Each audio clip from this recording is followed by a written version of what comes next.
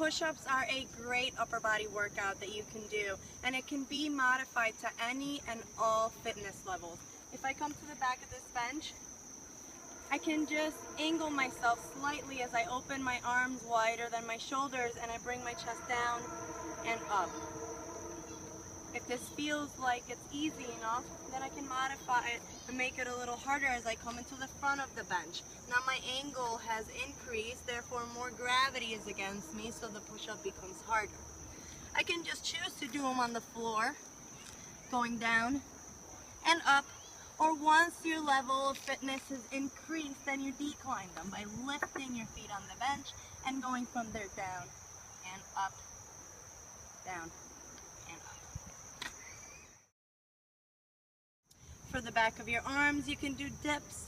You would sit onto the bench, open your chest and shoulders, make sure that the hands are underneath those shoulders.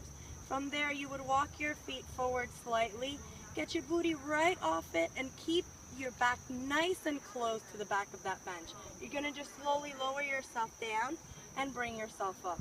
And it is once again a very easy way for you to make this harder as your fitness level increases. Another way that you could work your upper body is by finding things to do isometric exercises on. The bench is still a great example. I can place one foot forward, one foot back, place my hands right in front of my shoulders, and then press. As I do this, I'm engaging my lats, I'm engaging my back, I'm engaging a lot of my arms. The most important thing in isometric exercises is to breathe. Once I begin to find fatigue, I make sure that I switch and I take it over to the other side. If you're doing more than one set, you can do 1 foot on one set and then 1 foot on the other set, making sure that you're really using all the pressure that you can to place on that bench.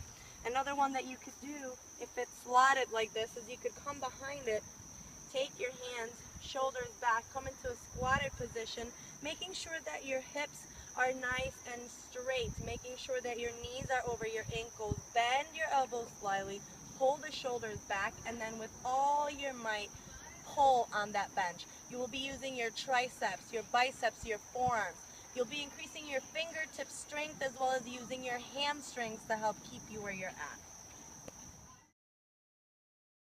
As you can probably tell by now, benches are definitely something that I feel are a great tool when we're working out outside. For doing abs, the main thing is making sure that you keep that chest open, back straight, belly in. Very important to protect your spine. You will lean back slightly, making sure you're keeping your sit bones and not your tailbone on that bench. If you want to start with something a little bit easier and testing out your balance, you can just lift one side and then lift another side. If that feels comfortable, you'll start beginning to feel those lower abs work. As you begin to feel more comfortable, you might want to lift both legs off the ground. Then you can extend them and you can bend them in.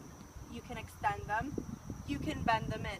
You can keep them out and play with your legs in any way, shape, or form, making this exercise a little bit more complicated. Another great way for us to be able to improve our core strength is by doing planks. Planks use an isometric or constant contraction of your muscles. In order to modify it, we can begin by using something that lessens the angle of our body from the ground. So we would start maybe on a bench, beginning by placing our hands right underneath our shoulders, walking our feet back as much as we can without compromising the length in our spine. We want to make sure that we have a straight line between our shoulders, our hips, and our ankles.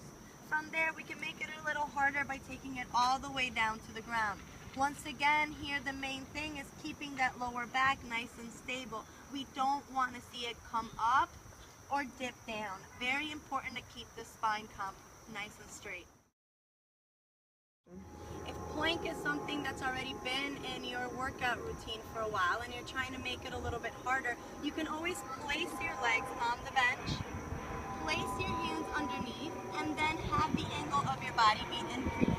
This way you have more pressure. Now, very, very important that you already have that core stabilization before you try placing your legs somewhere else. It is very hard for you to control this unless you have the time to bring your body down.